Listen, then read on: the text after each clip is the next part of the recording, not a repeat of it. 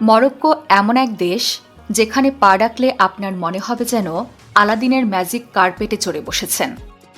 একদিকে ধুধু সাহারা মরুভূমির সোনালি বালি, অন্যদিকে জাদুকরী এক নীল শহর, আর বাতাসে ভেসে বেড়ানো মশলার মাতাল করা সুবাস।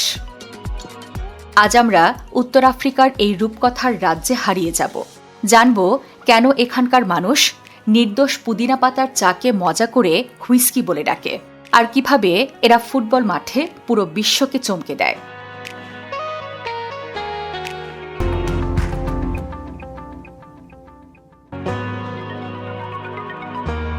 আপনার সিট বেল্ট শক্ত করে বেঁধে নিন, কারণ মরক্কোর আজকের এই জার্নিটা হতে চলেছে একদম রোলার কোস্টার রাইড। মরক্কো আফ্রিকার উত্তর পশ্চিম কোণে অবস্থিত। এর আয়তন প্রায় 4,46,550 বর্গ কিলোমিটার এবং জনসংখ্যা প্রায় 3,80,00,000। আরব এবং স্থানীয় বারবার জনগোষ্ঠীর মিলনে তৈরি হয়েছে এখানকার বৈচিত্র্যময় সংস্কৃতি। আপনি কি জানেন মরক্কো থেকে খালি চোখে ইউরোপ দেখা যায়? জিব্রাল্টার প্রণালী দিয়ে মরক্কো আর স্পেনের দূরত্ব মাত্র 14 কিলোমিটার। আপনি চাইলে সাঁতার কেটেও ইউরোপ চলে যেতে পারেন, তবে একটু রিস্ক আছে। মরক্কোর ইতিহাস 1000 বছরের পুরনো। 7ম শতাব্দীতে এখানে আরবরা আসে। এরপর অনেকগুলো শক্তিশালী রাজবংশ এই অঞ্চল শাসন করেছে। 1956 সালে ফরাসি ও স্প্যানিশদের কাছ থেকে দেশটি স্বাধীনতা লাভ করে। বর্তমানে এখানে রাজতন্ত্র চলছে। পৃথিবীর সবচেয়ে প্রাচীন ও আজও চালু থাকা বিশ্ববিদ্যালয়টি কিন্তু ইউরোপে নয়, মরক্কোর ফেজ শহরে। 859 খ্রিস্টাব্দে ফাতেমা আল ফিহরি যখন আল কারুবাইন বিশ্ববিদ্যালয়টি প্রতিষ্ঠা করেন, তখন তিনি কেবল একটি ভবন তৈরি করেননি, বরং জ্ঞানের এক বিশাল সাম্রাজ্য গড়ে তুলেছিলেন। তিনি তার বাবার রেখে যাওয়া বিপুল সম্পত্তি ব্যয় করেছিলেন সমাজের মানুষের শিক্ষার সুযোগ করে দেওয়ার জন্য। পর্যটকদের জন্য মরক্কো যেন এক স্বর্গ। মরক্কোর পশ্চিম উপকূলে আটলান্টিক মহাসাগরের তীরবর্তী কাসাব্লাঙ্কা শহরটি পর্যটকদের কাছে এক স্বপ্নের গন্তব্য। নামের অর্থ থেকেই শহরটির রূপ বোঝা যায়। স্প্যানিশ শব্দ কাসা মানে ঘর এবং ব্লাঙ্কা মানে সাদা, অর্থাৎ সাদা শহর। এখানকার প্রধান আকর্ষণ হাসান দ্বিতীয় মসজিদ। এটি বিশ্বের অন্যতম বৃহত্তম এবং সুন্দর মসজিদ। এর স্থাপত্যশৈলী বিস্ময়কর, কারণ এর একটি বড় অংশ সমুদ্রের উপর নির্মিত।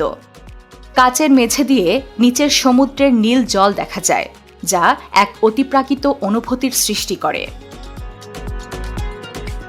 এখানে আরব্য ঐতিহ্যবাহী স্থাপত্যের পাশাপাশি ফরাসি ঔপনিবেশিক আমলের আর্ট ডেকো শৈলীর এক অনন্য মিশেল দেখা যায়। শহরের বড় বড় দালানগুলো আজও তাদের সাদা রঙের দ্যুতি ছড়িয়ে পুরনো ইতিহাসের কথা বলে। আটলান্টিক মহাসাগরের ঢেউয়ের গর্জন শুনতে শুনতে কর্নিশ এলাকায় হাঁটা কিংবা এখানকার স্থানীয় কফি শপগুলোতে সময় কাটানো পর্যটকদের কাছে দারুণ প্রিয়। এছাড়াও এখানকার স্থানীয় বাজার বা মদিনা এলাকা ঘুরে দেখলে মরক্কোর আসল সংস্কৃতি এবং জীবনযাত্রার স্বাদ পাওয়া যায়। মারাকেশ হল মরক্কোর এমন এক জাদুকরী শহর যাকে বলা হয় রেড সিটি বা লাল শহর। এর চারপাশের প্রাচীন দেয়াল এবং দালানগুলো লালচে মাটির রঙে রাঙানো, যা সূর্যের আলোয় এক স্বর্গীয় রূপ ধারণ করে। জেমায়ে এল ফনা মারাকেশ শহরের হৃৎপিণ্ড। ইউনেস্কো স্বীকৃতিপ্রাপ্ত এই বিশাল চত্বরটি দিনের বেলা সরগরম থাকে জাদুকর, সাপুড়ে এবং ফল বিক্রেতাদের হাঁক ডাকে, আর রাত নামলে এটি হয়ে ওঠে এক বিশাল খোলা আকাশের নিচের রেস্তোরাঁ, যেখানে গান বাজনা আর সুস্বাদু খাবারের ধোঁয়া মিলেমিশে একাকার হয়ে যায়। আটলাস পর্বতমালার প্রেক্ষাপটে এই শহরের আবহাওয়া এবং পরিবেশ পর্যটকদের দারুণভাবে আকর্ষণ করে। মরক্কোর রিফ পর্বতমালার কোলে লুকিয়ে থাকা শেপশাওয়েন শহরটিকে বলা হয় দ্য ব্লু পার্ল বা নীল মুক্তা। পুরো শহরের দেয়াল, দরজা, জানালা, এমনকি সিঁড়িগুলো নীল রঙের বিভিন্ন আভা দিয়ে রাঙানো।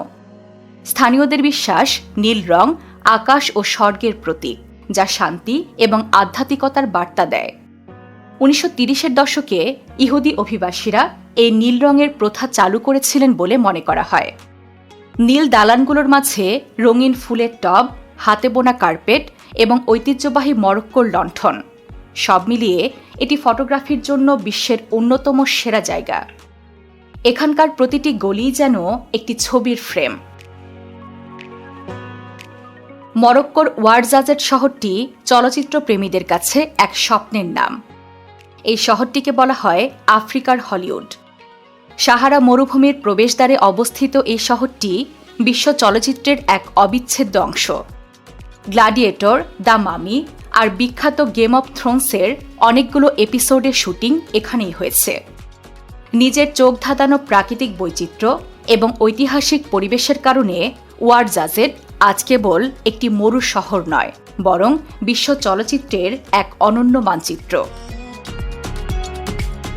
মরক্কোর প্রাকৃতিক বৈচিত্র্য নিয়ে বলতে গেলে একটা বিশেষ প্রাণীর কথা না বললেই নয়। মরক্কোর ছাগলরা রীতিমতো গাছে চড়তে পারে। এখানকার আরগান গাছের রসালো ফল খাওয়ার লোভে ছাগলরা লাফ দিয়ে গাছের মগডালে উঠে যায়। দূর থেকে দেখলে মনে হবে গাছে ফল নয়, ছাগল ধরে আছে। খাবারের দিক থেকে মরক্কো অতুলনীয়। এখানকার বিখ্যাত খাবার হলো তাজিন, যা একটি বিশেষ মাটির পাত্রে অল্প আঁচে রান্না করা হয়। আর আছে বিখ্যাত মরক্কান মিন্টি বা পুদিনা পাতার চা। মরক্কানরা এই পুদিনা পাতার চাকে মজা করে ডাকে মরক্কান হুইস্কি। তবে এতে কোনো অ্যালকোহল নেই, পুরোটাই চিনি আর পুদিনা পাতা। আর চা ঢালার স্টাইলটা দেখেছেন? অনেক উঁচু থেকে কেটলি ধরে গ্লাসে চা ঢালা হয়, যেন চায়ের সুন্দর ফেনা তৈরি হয়। ফুটবল মরক্কানদের রক্তে মিশে আছে। তাদের জাতীয় দলকে বলা হয় অ্যাটলাস লায়ন্স। 2022 কাতার বিশ্বকাপে তারা স্পেন ও পর্তুগালের মতো বড় দলকে হারিয়ে ইতিহাস গড়েছিল। মরক্কোই ফুটবলের ইতিহাসে প্রথম কোনো আফ্রিকান এবং আরব দেশ হিসেবে বিশ্বকাপের সেমিফাইনালে খেলেছে।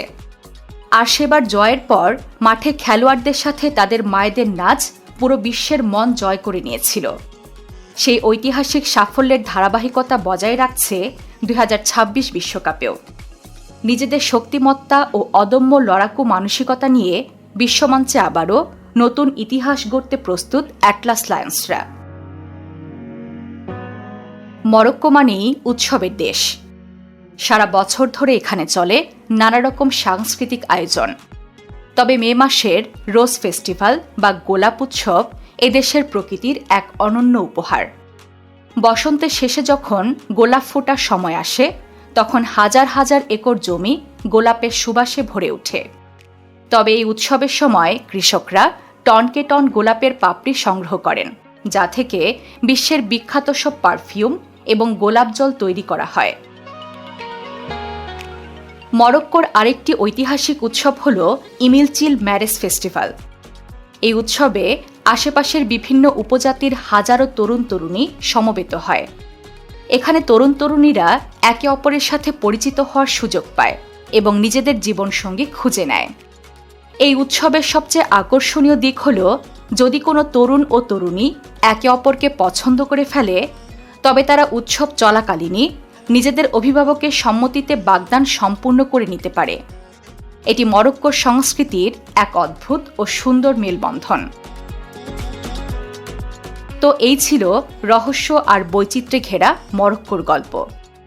গাছে চড়া ছাগল থেকে শুরু করে নীল শহর, মরক্কোর কোন বিষয়টি আপনাদের সবচেয়ে বেশি ভালো লেগেছে কমেন্ট করে জানাতে ভুলবেন না। দেখা হবে পরের ভিডিওতে নতুন কোনো দেশের অদ্ভুত সব তথ্য নিয়ে। ততদিন পর্যন্ত বিশ্বপ্রান্তরের সাথেই থাকুন।